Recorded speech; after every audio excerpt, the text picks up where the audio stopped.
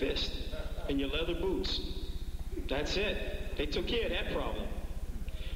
They used to train a lot of the black units or the units of color down here in the city in urban warfare. They used to set us up upstate New York to do that. They cut that out.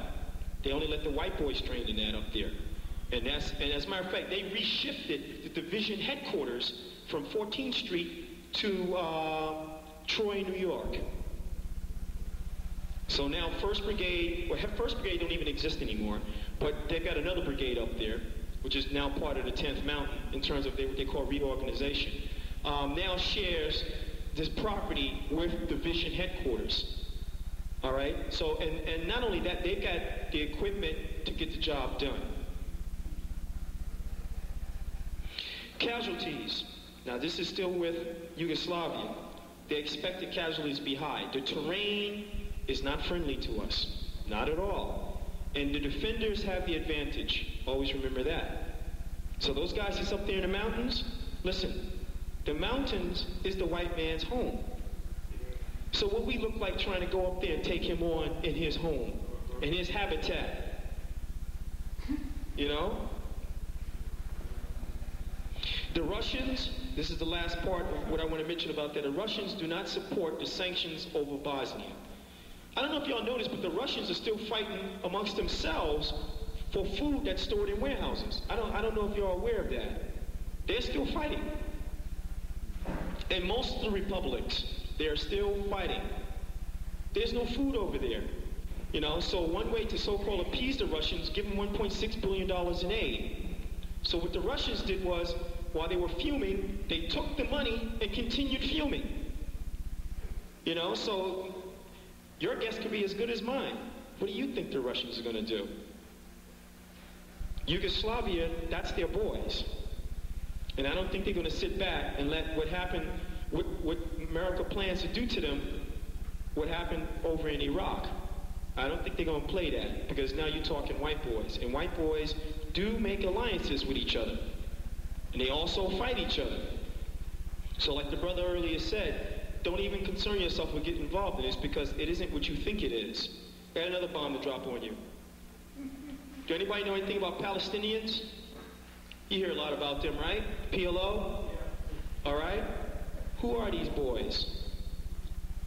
What is their relationship with the fellows who's calling themselves Jewish people in that same land? Ethnically, they're the same people, ethnically speaking. Palestine is Greek for Philistine. Philistines are Africans. Zulus, Watutsis, Dogons, Ashdodians, the original Sidonians. All of these folks are Philistines, and they're all Africans. Living in Africa, okay, fine today. When I last checked, they were all alive. So obviously the white man does what he always does best. He takes your name. So if you check history, you should find that it was a Roman emperor in 135 AD named Emperor Hadrian. He's the guy who changed the name from Kingdom of Judea to Palestinia, Syria, Palestinia. He did that. And they purposely chose to pronounce it in the Greek so that they would not raise suspicion of the original Philistinic brothers in Africa. Because if they caught wind what was going on, they may have come out and said, why are you naming this land after us? Why weren't we invited for the party? After all, you are using our name.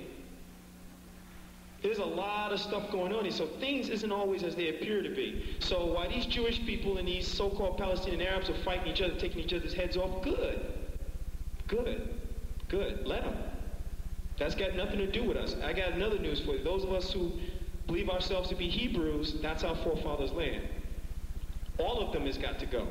The Palestinian, the Jewish guy, and the Jordanians. All of them got to get off the land. It doesn't belong to them. The skeleton remains that they dig up all of the time are what you would call African featured. There's no European features or the skulls is not, wouldn't give you an indication that that's a European buried there. Black people is buried there. The original inhabitants of that land were black. So all the other folks that's on it, the Creator's got a plan for that. He's going to get them off. All right. Back at home. So you know, if we can expect that the war in Yugoslavia is going to take place, there's going to be high casualties. Our people, like we usually get, is going to be upset. Somebody is going to lose a daughter or a son or the whole family if they all join the service. And what do you think them mamas is going to do? What do you think them black mothers are going to do?